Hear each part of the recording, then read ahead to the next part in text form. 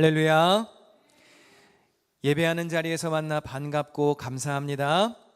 하나님의 은혜와 평강이 함께 하시기를 축원합니다. 비가 오죠.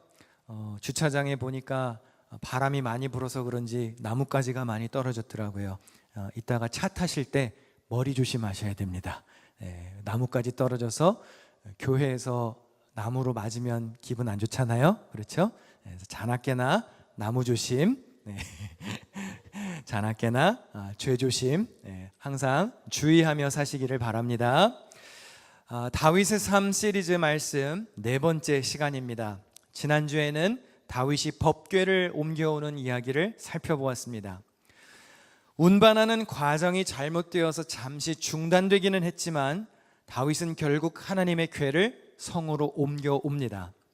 너무나 기뻐서 춤도 추었습니다. 다윗의 아내 미갈은 임금의 체면을 구겼다며 다윗에게 면박을 주었지만 다윗은 분명하게 말합니다. 다윗이 미갈에게 이르되 이는 여호와 앞에서 한 것이니라 내가 여호와 앞에서 뛰놀리라. 오늘 우리가 드리는 예배는 여호와 앞에서 드리는 것입니다. 우리는 낮아지고 주님이 높아지시는 것이 예배입니다. 다윗은 법궤가 제자리를 찾은 것이 너무 감사했습니다. 그래서 여호와 앞에서 춤도 추었고 여호와 앞에서 번제와 화목제도 드렸습니다. 그리고 백성들을 여호와의 이름으로 축복했습니다. 하나님 한 분만 바라보며 주님이 높아지시고 영광 받으시기를 원했습니다. 여호와 앞에서 여호와의 이름으로 행했습니다. 그보다 더 낮아져도 상관없다고 다윗은 고백합니다. 한번 여쭙고 싶습니다. 오늘 우리가 드리는 예배는 어떠합니까? 나는 낮아지고 하나님이 높아지고 계십니까? 매주 드리는 여러분의 예배를 통해서 주님 앞에 다윗처럼 기쁨으로 뛰노는 은혜가 있으시기를 축원합니다. 우여곡절 끝에 법궤가 잘 운반되었습니다. 그런데 다윗의 마음 한쪽은 여전히 불편했습니다. 오늘 본문 1, 2절을 다 같이 읽어보실까요? 시작. 여호와께서 주위의 모든 원수를 무찌르사 왕으로 궁에 편하게 살게 하신대 왕이 선지자 나단에게 이르되 볼지어다 나는 백향목 궁에 살거늘 하나님의 궤는 휘장 가운데에 있도다. 하나님이 은혜를 베푸셔서 이제는 적군도 없고 자기는 왕궁에서 편안하게 지내고 있습니다.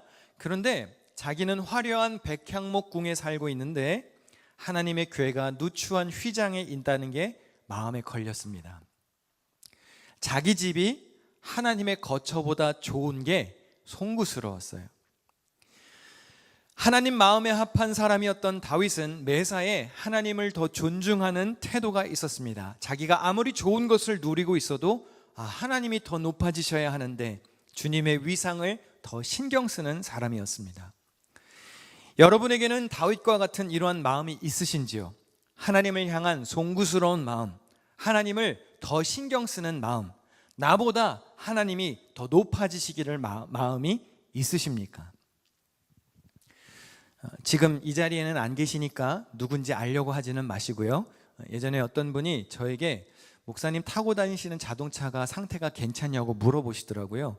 그래서 아무 문제 없이 잘 타고 있습니다. 근데 왜 여쭤보시나요? 물어봤어요. 근데 그분이 새 차를 뽑으신 거예요. 새 차를 뽑으셨는데 이제 제 차보다 좋은 차를 뽑으셔서 괜히 미안해서 물어보시는 것 같더라고요. 본인이 새 차를 사주실 것도 아니면서 그냥 신경이 쓰이셔서 물어보신 것 같았어요.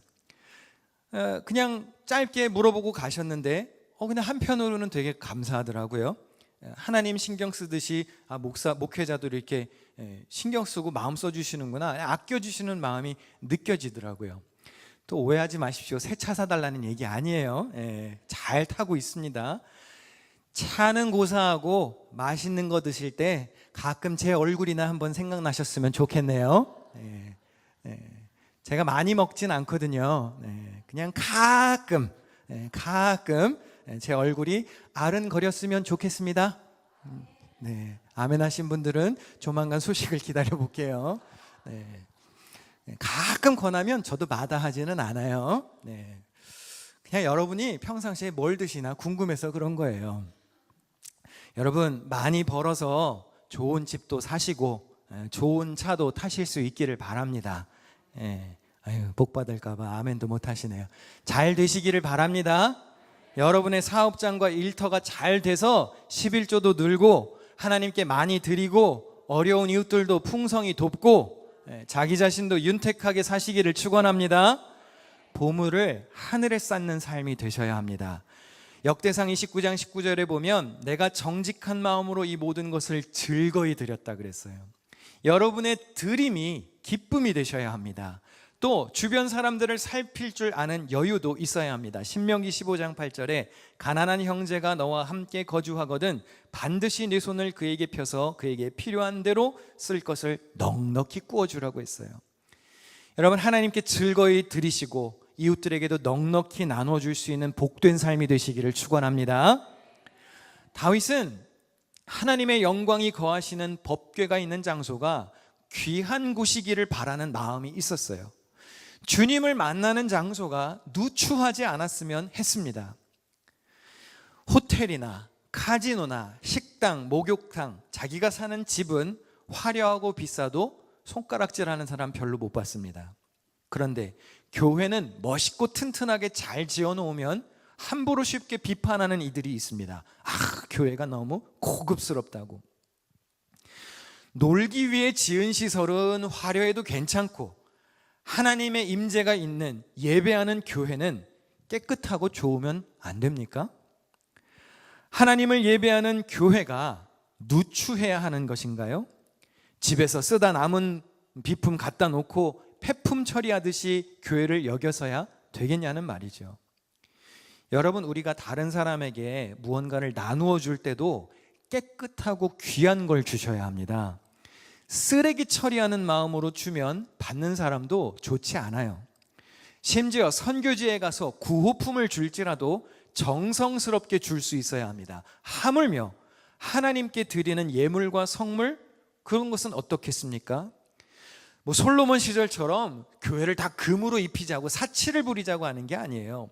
이왕이면 교회도 좋은 물건, 깨끗한 물건을 놓을 수 있는 마음이 있어야 하는 거예요. 누추한 곳에 있으면 내 마음 태도도 누추해집니다. 가벼워집니다. 제가요 반바지에 모자를 쓰고 슬리퍼를 찍찍 끌고 슈퍼에 가면 계산하시는 분들이 아무도 저를 리스펙하지 않아요. 그냥 동네 아저씨가 왔나 보다. 그런데 지난 주일이 세계 성찬 주일이라서 제가 성직자 셔츠를 입고 왔죠. 사무실에서 이제 물건을 챙겨서 오려고 하는데 그 사무실을 관리하시는 어떤 분이, 그분은 교회를 다니시는 분이 아니에요. 근데 저에게 보더니 내가 너를 뭐라고 불러야 되겠니? 그래서 just call me Michael 그랬어요. 그랬더니 왜 물어봐? 그랬더니 너 clergy 셔츠, 성직자 셔츠를 입었는데 courtesy, 내가 존중을 하고 싶어서 그래. 내가 뭐라고 불러주면 좋을까? 물어보더라고요. 여러분 눈에 보이는 것이 전부는 아닙니다. 그런데 사람은 보이는 것에 따라 그것을 대하는 태도가 분명히 달라집니다. 솔로몬이 하나님을 위한 성전 건축을 준비할 때 이런 고백을 했습니다. 우리 다 같이 읽어보실까요? 시작. 내가 건축하려 하는 성전은 크고 화려할 것이니. 네, 솔로몬이 하나님을 향해서 크고 화려한 최고의 것을 제가 봉헌하겠습니다 하는 마음이 있었어요. 여러분이 오늘 드리는 예배가, 여러분이 준비하여 드리는 예물이 오늘 섬기고 봉사하는 그 손길에 최고의 존중이 담길 수 있도록 신경 써야 합니다. 다윗 왕이 그렇게 송구한 마음으로 하나님의 집을 짓고 싶어 했어요. 다윗에게는 그럴 힘도 있었고 재력도 있었고 태평성대도 이루었으니 성전을 건축하려면 지금이 최고의 타이밍이라 여겨졌습니다. 그런데 하나님이 의외의 답변을 주십니다. 오늘 본문 6절에 내가 이스라엘 자손을 애굽에서 인도하여 내던 날부터 오늘까지 집에 살지 아니하고 장막과 성막 안에서 다녔나니. 주님의 법궤가 지금까지 성막에서 잘 지냈다는 거예요. 역동적으로 움직이면서 장막과 성막 안에 잘 움직여 왔다는 것이죠. 하나님이 한 번도 성전을 지으라고 건축을 지시한 적이 없습니다. 오히려 임시처소인 이 텐트가 더 좋다는 뉘앙스까지 풍기세요. 오늘 본문 7절을 세 번역으로 보겠습니다. 내가 나의 백성 이스라엘을 돌보라고 명한 이스라엘 그 어느 지파에게라도 나에게 백향목 집을 지어주지 않은 것을 두고 말한 적이 있느냐? 다윗아, 내가 언제 집 지어달라고 하든 하시면서 다윗의 성전 건축을 허락하지 않으셨습니다. 하나님은 왜 다윗의 좋은 마음을 받지 않으셨을까요? 역대상 22장에 답이 있습니다. 다윗이 솔로몬에게 이르되 내 아들아, 나는 내 하나님 여호와의 이름을 위하여 성전을 건축할 마음이 있었으나 여호와의 말씀이 내게 임하여 이르시되 너는 피를 심히 많이 흘렸고 크게 전쟁하였느니라. 내가 내 앞에서 땅에 피를 많이 흘렸은즉 내 이름을 위하여 성전을 건축하지 못하리라 했어요. 다윗은 전쟁을 많이 했습니다. 흘린 피가 많았습니다. 이것은 제의적으로 봤을 때 정결함과는 거리가 멀지요. 그런 면에서 거룩한 하나님의 성전을 지을 적임자가 아니었습니다. 그래서 다윗의 뜻을 거절하십니다. 하나님은 다윗이 아닌 그의 아들 솔로몬을 적임자로 꼽으셨는데요, 이유가 있습니다. 우리 역대상 22장 9절을 다 같이 읽습니다. 시작. 보아라, 너에게 한 아들이 태어날 것인데 그는 평안을 누리는 사람이 될 것이라. 내가 사방에 있는 그의 모든 적으로부터 평안을 누리도록 해주겠다. 그러므로 그의 이름을 솔로몬이라 지어라. 그가 사는 날 동안 내가 이스라엘에 평화와 안정을 줄 것이다. 솔로몬이라는 이름은 히브리어 원문으로 샬로모입니다. 이것은 평화를 뜻하는 단어 샬롬과 동일한 어근을 가집니다. 하나님의 성전은 전쟁과 거리가 먼 평화의 시기에 지어질 수 있다는 교훈입니다. 다윗은 전쟁을 많이 했습니다. 그런데 솔로몬 시절에는 전쟁이 없었습니다. 평화의 시기였습니다. 하나님의 집은 샬롬, 평화 중에 지어져 가는 것입니다. 싸우는 집단에 하나님의 거룩한 임재가 머물지 않습니다. 하나님은 평화 없는 곳을 싫어하십니다. 오죽하면 예수님도 이런 말씀을 하셨을까요? 예물을 제단에 드리려다가 거기서 내 형제에게 원망 들을 만한 일이 있는 것이 생각나거든 예물을 제단 앞에 두고 먼저 가서 형제와 화목하고 그 후에 와서 예물을 드리라 했습니다. 하나님께 드리는 정성스러운 예물보다 서로 간의 화목이 더 우선이라는 뜻입니다. 여러분, 초대교회가 어떻게 성장했지요? 그리하여 온 유대와 갈릴리와 사마리아 교회가 평안하여 든든히 섰습니다. 여러분 계신 곳에 평화가 이루어져야 합니다. 아멘이십니까? 마태복음 5장 9절에 화평하게 하는 자는 복이 있나니 그들이 하나님의 아들이라 일컬음을 받을 것이라 했어요. 내가 우리 가정에 있기 때문에 내 가정이 평안해야 합니다. 여러분이 그 직장에 다니기 때문에 그 일터가 평안해야 합니다. 내가 우리 교회에 있기 때문에 우리 교회가 평안해야 합니다. 할렐루야. 분위기 흐려놓는 사람이 되어서야 되겠습니까? 나타났다 하면 사람들이 밥그릇 들고 아유 저 사람 왔다 일어나자. 그러면 얼마나 서글프냐 말이에요. 설령 분위기가 안 좋다가도 여러분이 그 자리에 나타나면 화사하게 꽃이 피어야지요. 웃음이 살아나야죠. 그런 평화의 주인공이 되시기를 축원합니다. 아무리 좋은 마음으로 다윗이 성전을 건축하고 싶었어도 하나님은 너 싸움 많이 했던 사람이라 노 땡큐 사양하셨어요. 싸움꾼, 전쟁꾼이 하나님을 예배하는 성전을 지을 수 없다는 뜻입니다. 여러분 주변의 교회들을 보십시오. 안타깝지만 화목하지 못하고 싸우는 교회들 많습니다. 목회자들끼리 싸우고 목회자와 장로가 싸우고 성도와 성도 간에 미워하고 헐뜯습니다. 소송과 재판으로 얼룩지고 상처만 가득한 교회 많습니다. 그런데 죄송하지만 그런 교회는 세워져 가지 못합니다.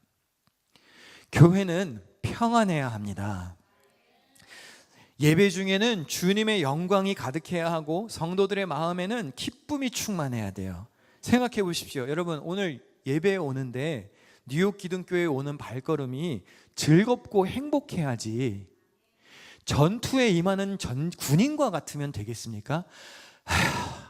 그래 들어가자 이런 마음으로 예배에 오면 되겠냐 말이에요.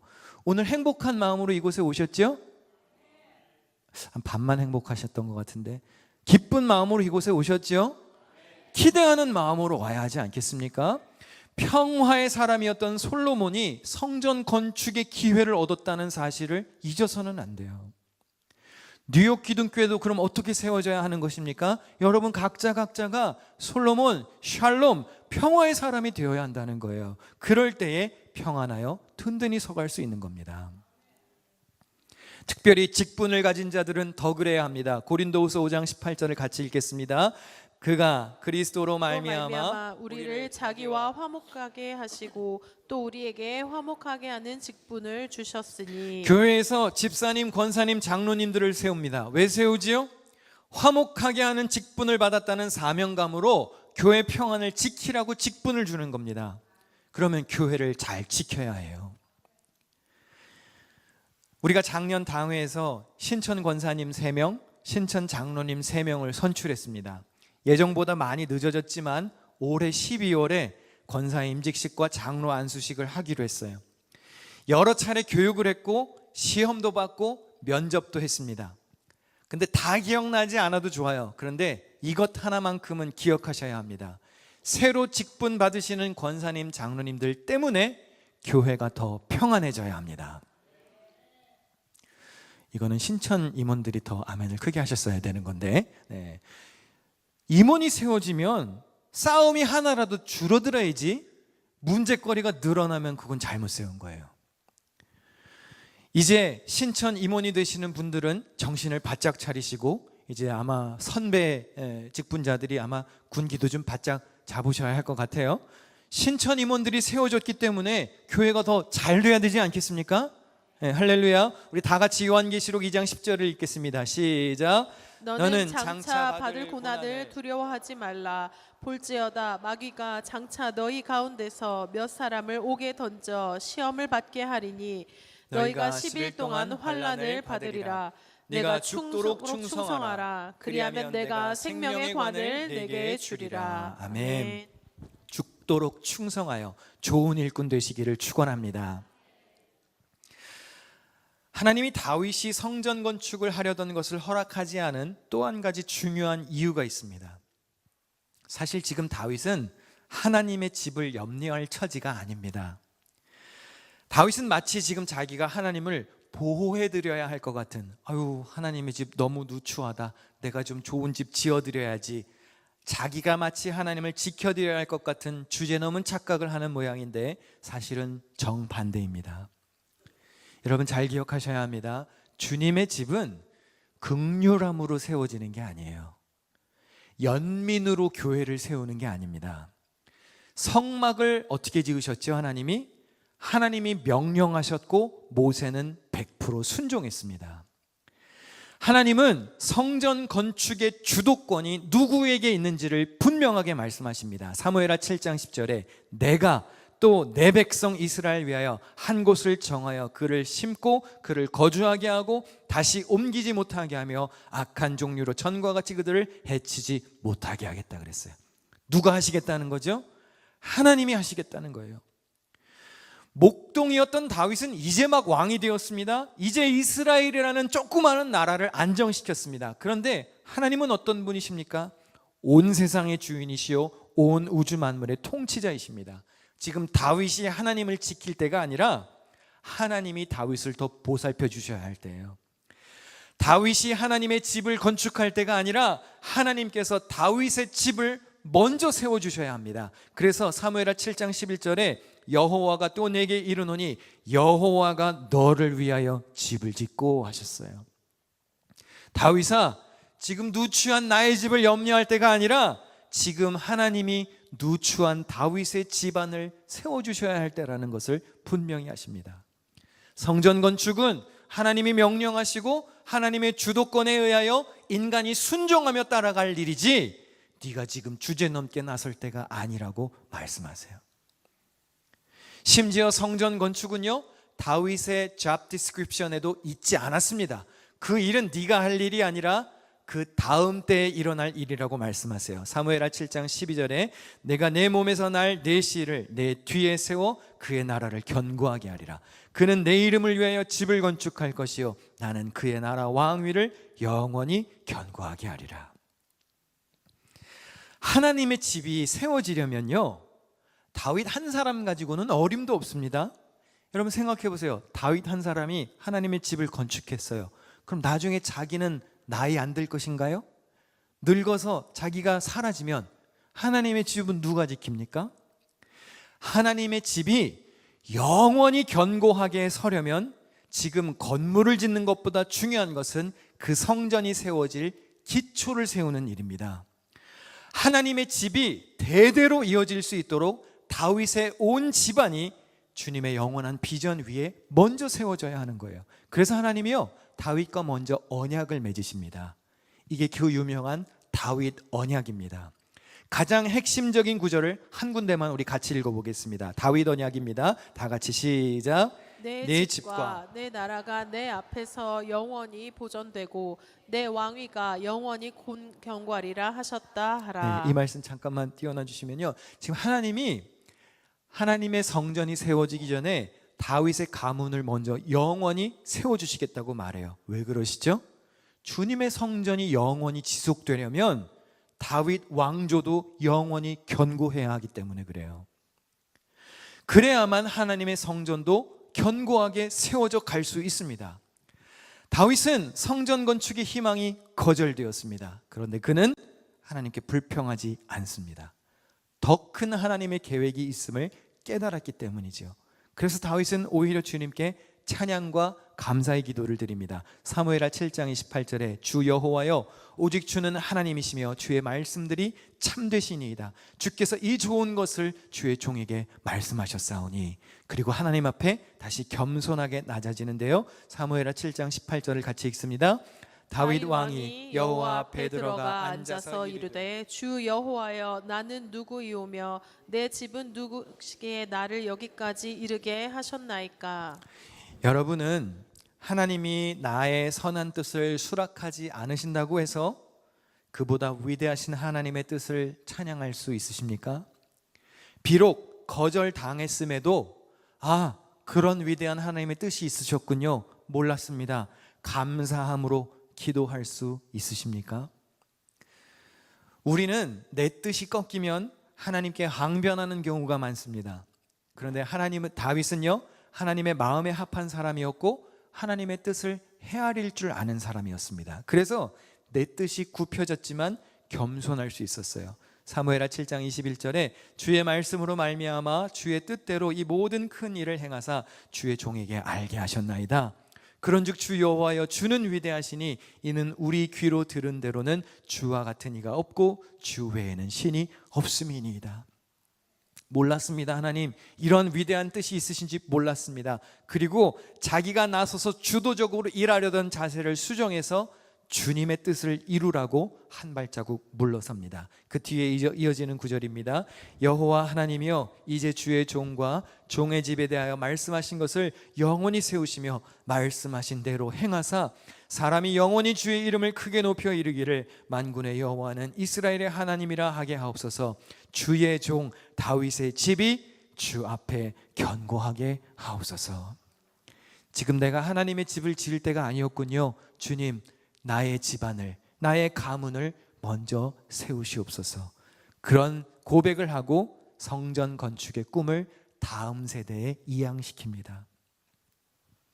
자기의 미래와 왕조까지도 전능하신 주님의 손에 맡기고 성전 건축의 꿈을 내려놓았습니다. 이제 오히려 다윗은 여호와께서 자기의 집을 세우실 것을 기대하는 사람이 되었지요. 여러분, 하나님이 다윗과 언약을 맺으실 때요, 그냥 무작정 너희 집을 영원히 세워주겠다 말씀하신 게 아니에요. 조건을 내거셨습니다. 우리 이 말씀을 한번 같이 읽는 동안 찬양 준비해 주시면 좋겠는데요, 우리 다 같이 한 목소리를 읽어보실까요? 나는 그의 아버지가 되고 그는 나의 아들이 될 것이다. 그가 죄를 지으면 사람들이 저의 자식을 매로 때리거나 채찍으로 치듯이 나도 그를 징계하겠다. 내가 사울에게서 나의 총애를 거두어 나의 앞에서 물러가게 하였지만 너희 자손에게서는 총애를 거두지 아니하겠다. 왜 하나님이 이 말씀을 하시는 걸까요? 복과 징계의 주권을 가지신 분이 하나님이라고 말씀을 하시는데요, 만약에 이러한 조건을 내걸지 않으셨으면 이스라엘은 분명히 죄로 무너질 겁니다.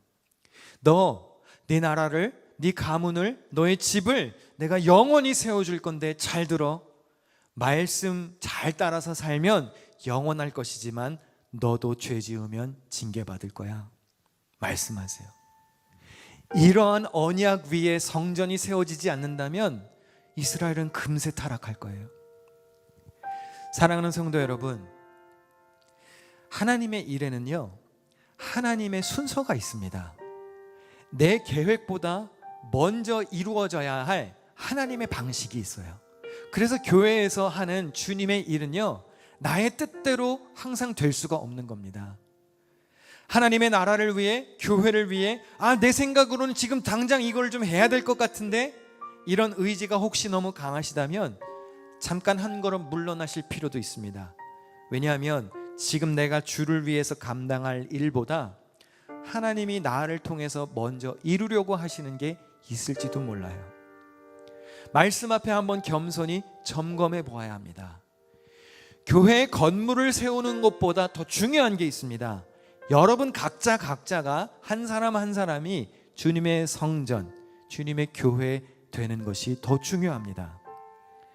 여러분 각자의 가문이 영원하시고 신실하신 주님의 말씀 위에 굳건히 세워지는 게 건물 찾는 것보다 중요한 겁니다. 그렇게 교회의 모든 구성원들이, 가족들이 하나님의 말씀 위에 영원히 잘 세워져야 우리 대가 그 다음 때에도 또 그 다음 때에도 하나님의 이름이 높임받지 않겠습니까? 그래야 그곳에 주님의 나라가 이루어질 수 있는 것이죠. 여러분, 하나님은 어두운 세상에 우리를 빛으로 부르셨습니다. 교회의 사명을 잘 감당하라고 우리를 교회로 부르신 거예요. 그렇다면 주님이 부여하신 사명 잘 감당하는 복된 성도들이 되시기를 주님의 이름으로 축원합니다.